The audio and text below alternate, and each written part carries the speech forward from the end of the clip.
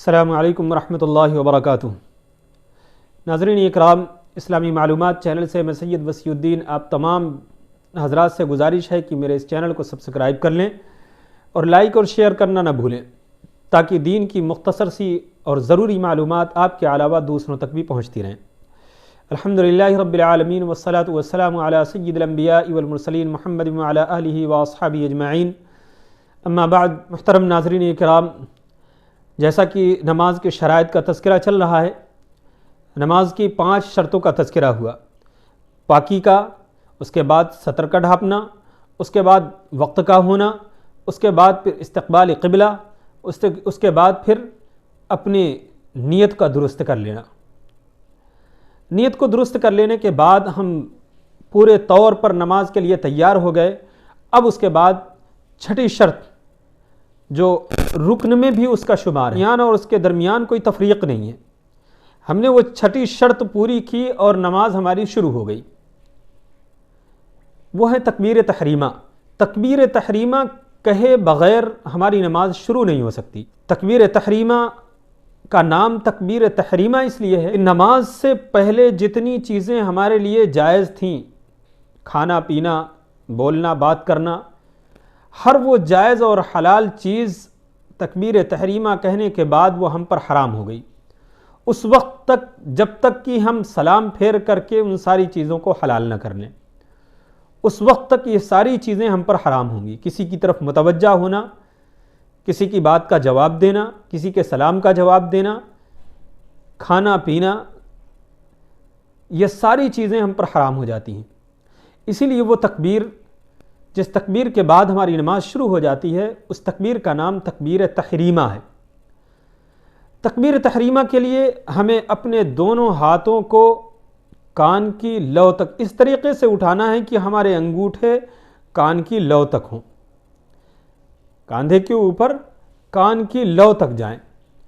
اپنے دونوں ہاتھوں کو اٹھا کر کے کان کی لو تک لانا ہے اور اللہ اکبر کہتے ہوئے ناف کے نیچے، جیسا کہ حضرت علی رضی اللہ عنہ کا ارشاد ہے کہ وضع الیدین تحت السرۃ من السنہ، کہ دونوں ہاتھوں کا ناف کے نیچے رکھنا یہ سنت میں سے ہے۔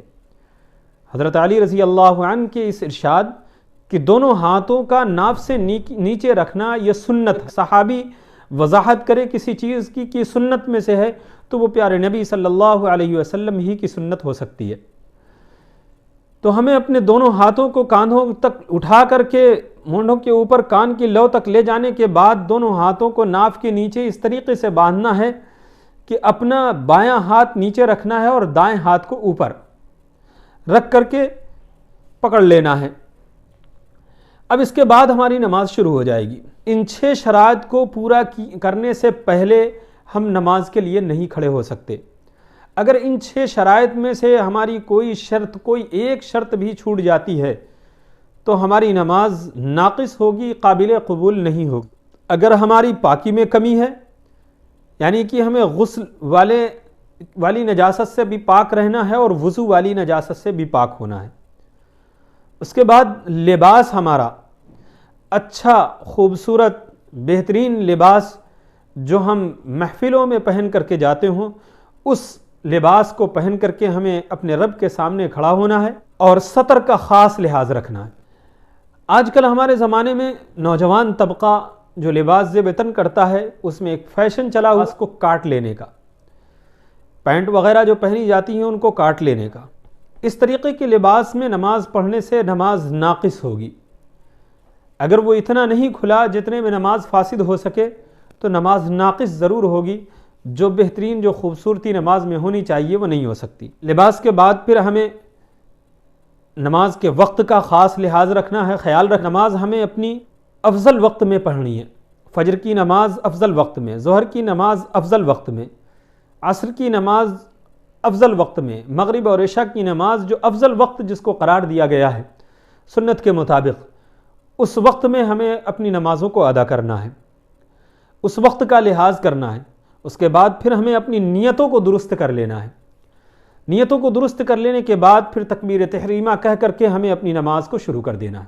تکبیر تحریمہ کے بعد ہماری نماز شروع ہو گئی، اور نماز شروع کر لینے کے بعد اب نماز کے اندر جو فرائض، ارکان، واجبات، سنتیں، مستحبات ہیں، انشاءاللہ ان کا تذکرہ مسلسل اسی طریقے سے ہوتا رہے گا۔ اگر آپ لوگ ہمارے ساتھ اسی طریقے سے جڑے رہے تو انشاءاللہ نماز اور نماز کے علاوہ جتنی بھی اس طریقے کی چیزیں ہیں جو ہماری زندگی، ہمارے دین اور ایمان کے لیے ضروری ہیں، انشاءاللہ وہ تمام چیزیں ایک ایک کر کے ہمارے سامنے آتی رہیں گی اور ہم ساری چیزیں ایک ایک کر کے سیکھتے رہیں گے۔ اللہ تعالی ہم سب کو اسی طریقے سے سمجھنے، سننے اور سیکھنے کی اور عمل کی توفیق عطا فرمائے۔ وما علینا الا البلاغ۔